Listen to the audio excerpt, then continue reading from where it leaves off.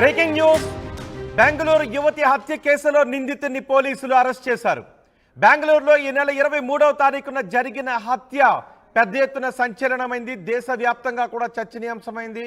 ఈ నెల 23వ తారీఖున బెంగళూరులో ఓ హాస్టల్లోకి వెళ్లి కృతి అనే యువతిని గొంతు కోసే హత్య చేశాడు నిందితుడు అభిషేక్ను మధ్యప్రదేశ్లో పోలీసులు పట్టుకున్నారు. విచారణ కోసం కర్ణాటకకు పోలీసులు తీసుకొస్తున్నారు.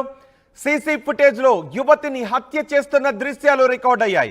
23వ తారీఖు రాత్రి 11 గంటల సమయంలో ఆ యువకుడు హాస్టల్కి వచ్చాడు. ఆ యువతి ఉంటున్న పీజీ హాస్టల్కి వచ్చాడు. ఆ యువతి రూమ్ దగ్గరికి వెళ్ళి డోర్ కొట్టాడు. యువతి బయటకు వచ్చిన తర్వాత యువతిపై ఒక్కసారిగా దాడికి పాల్పడ్డాడు. కత్తిని కూడా తెచ్చుకున్నాడు బ్యాగ్లో పెట్టుకొని. ఆ కత్తితో ఆ యువతిపై దాడికి ప్రయత్నం చేస్తూ ఉంటే ఆ యువతి పెనుగులాడింది. యువకుడి బారి నుంచి తప్పించుకోవటానికి ప్రయత్నం చేసింది. కానీ వాడు విచక్షణ రహితంగా ఆ యువతి గొంతు కోసి చంపేశాడు. ఆ తర్వాత అక్కడున్న మిగిలిన స్టూడెంట్స్ కూడా అక్కడికి వచ్చారు. ఆ యువతిని చూసి దగ్గరికి వెళ్లేందుకు ఎవరు కూడా ప్రయత్నం చేయలేదు. భయభ్రాంతులకు గురయ్యారు. వెంటనే పోలీసులకు ఇన్ఫార్మ్ చేశారు. పోలీసులు అక్కడికి వచ్చి యువతిని ఆసుపత్రికి తరలించారు. కానీ ఆ యువతి చనిపోయింది. వాడు ఆ యువతిని చంపేసి అక్కడి నుంచి పారిపోతున్న దృశ్యాలు అవన్నీ సీసీటీవీలో రికార్డ్ అయ్యాయి. తనకు తన ప్రియురాలికి మధ్య గ్యాప్ రావటానికి ఆ యువతే కారణమని భావించిన ఈ అభిషేక్ అనే యువకుడు కృతి కుమారి అనే యువతపై అతి క్రూరంగా దాడికి పాల్పడి చంపేశాడు.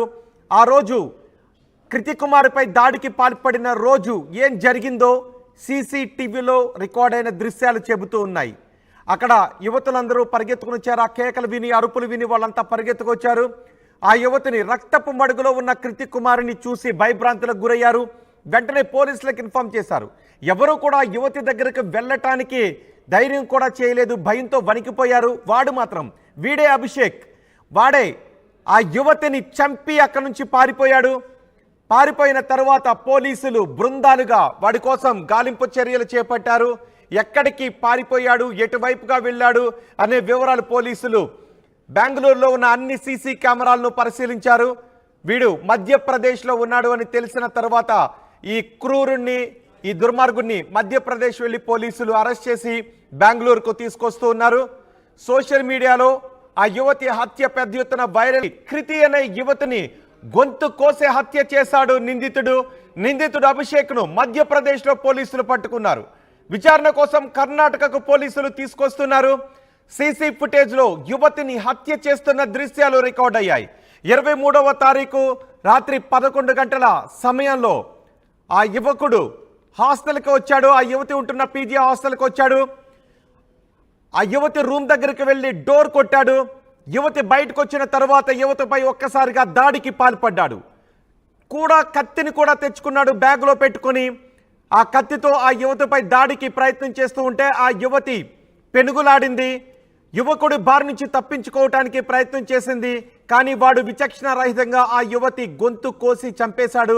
ఆ తర్వాత అక్కడున్న మిగిలిన స్టూడెంట్స్ కూడా అక్కడికి వచ్చారు. ఆ యువతిని చూసి దగ్గరికి వెళ్లేందుకు ఎవరు కూడా ప్రయత్నం చేయలేదు. భయభ్రాంతులకు గురయ్యారు. వెంటనే పోలీసులకు ఇన్ఫార్మ్ చేశారు. పోలీసులు అక్కడికి వచ్చి యువతిని ఆసుపత్రికి తరలించారు. కానీ ఆ యువతి చనిపోయింది. వాడు ఆ యువతిని చంపేసి అక్కడి నుంచి పారిపోతున్న దృశ్యాలు అవన్నీ సీసీటీవీలో రికార్డ్ అయ్యాయి. తనకు తన ప్రియురాలికి మధ్య గ్యాప్ రావటానికి ఆ యువతే కారణమని భావించిన ఈ అభిషేక్ అనే యువకుడు కృతి కుమారి అనే యువతపై అతి క్రూరంగా దాడికి పాల్పడి చంపేశాడు. ఆ రోజు కృతి కుమారిపై దాడికి పాల్పడిన రోజు ఏం జరిగిందో సీసీటీవీలో రికార్డ్ అయిన దృశ్యాలు చెబుతూ ఉన్నాయి. అక్కడ యువతులందరూ పరిగెత్తుకుని వచ్చారు. ఆ కేకలు విని అరుపులు విని వాళ్ళంతా పరిగెత్తుకొచ్చారు. ఆ యువతిని రక్తపు మడుగులో ఉన్న కృతి కుమారిని చూసి భయభ్రాంతులకు గురయ్యారు. వెంటనే పోలీసులకు ఇన్ఫార్మ్ చేశారు. ఎవరూ కూడా యువతి దగ్గరకు వెళ్ళటానికి ధైర్యం కూడా చేయలేదు. భయంతో వణికిపోయారు. వాడు మాత్రం వీడే అభిషేక్. వాడే ఆ యువతిని చంపి అక్కడి నుంచి పారిపోయాడు. పారిపోయిన తర్వాత పోలీసులు బృందాలుగా వాడి కోసం గాలింపు చర్యలు చేపట్టారు. ఎక్కడికి పారిపోయాడు, ఎటువైపుగా వెళ్ళాడు అనే వివరాలు పోలీసులు బెంగళూరులో ఉన్న అన్ని సీసీ కెమెరాలను పరిశీలించారు. వీడు మధ్యప్రదేశ్లో ఉన్నాడు అని తెలిసిన తర్వాత ఈ క్రూరుణ్ణి, ఈ దుర్మార్గుణ్ణి మధ్యప్రదేశ్ వెళ్లి పోలీసులు అరెస్ట్ చేసి బెంగళూరుకు తీసుకొస్తూ ఉన్నారు. సోషల్ మీడియాలో ఆ యువతి హత్య పెద్ద ఎత్తున వైరల్గా మారింది. పోలీసులు ఆ వీడియోల ఆధారంగా కేసు నమోదు చేసి గాలింపు చర్యలు చేపట్టారు. ఆ యువతిని గొంతు కోసిన తర్వాత రక్తపు మడుగులో ఆ యువతి విలవిలలాడుతూ ఉంది. ఎవరు కూడా పీజీ హాస్టల్లోనే ఎవరు కూడా యువతి దగ్గరికి వెళ్ళే ధైర్యం చేయలేదు, ప్రయత్నం చేయలేదు. కానీ వాళ్ళంతా భయభ్రాంతులకు గురయ్యారు. పోలీసులకు ఇన్ఫార్మ్ చేశారు. పోలీసులు అక్కడికి చేరుకొని సీసీ ఫుటేజ్ పరిశీలించి ఆ యువకుడిని పట్టుకోవటానికి గాలింపు చర్యలు చేపట్టారు. ఆ యువతిని ఆసుపత్రికి తరలించినప్పటికీ ఆ యువతి ప్రాణాలు కోల్పోయింది. వాడు హాస్టల్ దగ్గరకు వస్తున్నప్పుడు దృశ్యాలు చూస్తున్నాం. ఒకసారి చూడండి. ఒక్కసారి వాడి చేతిలో ఒక బ్యాగ్ ఉంది. ఆ బ్యాగ్లోనే కత్తిని పెట్టుకుని తెచ్చాడు. ఎవరు కూడా, పైగా ఆ యువతి ఉంటున్నది 3rd ఫ్లోర్, 3వ అంతస్తు. ఎవరు కూడా వాడిని ఆపలేదు. తలుపు కొట్టిన తర్వాత ఆ యువతి బయటకు వచ్చింది. వాడిని చూసి ఒకసారిగా కంగారు పడింది. ఎందుకంటే వాడు ఆమె స్నేహితురాలి ప్రియుడు, స్నేహితురాలికి వీడికి గ్యాప్ రావడానికి కారణం ఈ యువతే అని ఆ యువకుడు భావించాడు. అందుకే ఆ యువకుని చూడగానే భయభ్రాంతులకు గురయ్యింది ఆ యువతి. కొన్ని రోజుల నుంచి అభిషేక్ ప్రేమిస్తున్న యువతి అతనితో మాట్లాడట్లేదు. ఎందుకంటే ఉద్యోగం సద్యోగం లేకుండా బలాదూర్ తిరుగుతున్నాడు. ఉద్యోగం చేసే విషయంలో ఇద్దరి మధ్య గ్యాప్ రావడంతో ఆమె మాట్లాడటం మానేసింది. దీంతో కక్ష పెంచుకున్నాడు. ప్రియురాలపై కూడా కక్ష పెంచుకున్నాడు. అయితే ప్రియురాలు తనతో మాట్లాడకపోవటానికి కారణం ఇప్పుడు మీరు చూస్తున్న ఆర్టీవీ స్క్రీన్ పైన చూస్తున్న ఈ యువతి కృతి కారణమని భావించాడు. అందుకే కూడా కత్తిని తెచ్చుకున్నాడు. ఎవరు దొరికితే వాళ్ళని చంపేద్దామనుకుని ఉంటాడు బహుశా. ప్రియురాలి స్నేహితురాలు ఎవరు దొరికినా. అందుకే డోర్ నాక్ చేసిన తర్వాత ప్రియురాలి స్నేహితురాలు కృతి బయటకు వచ్చింది. బయటకు వచ్చిన ఆ యువతిపై విచక్షణారహితంగా దాడికి పాల్పడ్డాడు. పాపం ఆ యువతి వాడి నుంచి తప్పించుకోవడానికి ఎంతో ప్రయత్నం చేసింది. 2 చేతులు పట్టుకున్నప్పటికీ కూడా పెనుగులాడింది చాలాసేపు. కానీ వాడి దగ్గర ఒక పదునైన కత్తి ఉంది. ఆ కత్తి దాటికి ఆ యువతి బలైపోయింది. ఆ యువతి 2 చేతులు పట్టుకుని వాడి గ్రిప్ నుంచి తప్పించుకోవడానికి ప్రయత్నం చేసినప్పటికీ ఆమె చేసిన ప్రయత్నాలు ఫలించలేదు. వాడు కూడా తెచ్చుకున్న కత్తితో ఆమెను విచక్షణారహితంగా దారుణంగా నరికేశాడు. పాపం ఆ యువతి ఆ రక్తపు మడుగులో విలవిల్లాడుతోంది. ఆ దృశ్యాలు చూసి, ఆ కేకలు విని, అరుపులు విని 5th ఫ్లోర్లో ఉన్న వాళ్ళంతా కూడా పరిగెత్తుకొచ్చారు. కానీ అప్పటికే ఆమె రక్తపు మడుగులో విలవిల్లాడుతోంది. ఆమె దగ్గరికి వెళ్ళటానికి ఎవరికి ధైర్యం సరిపోలేదు. వాళ్ళకి ఎవరు వెళ్ళలేదు.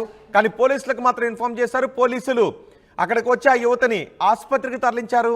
కానీ ఆ యువతి ప్రాణాలు కోల్పోయింది. ఆ యువతిని అతి దారుణంగా చంపిన ఈ అభిషేక్ కోసం పోలీసులు బృందాలుగా గాలించారు.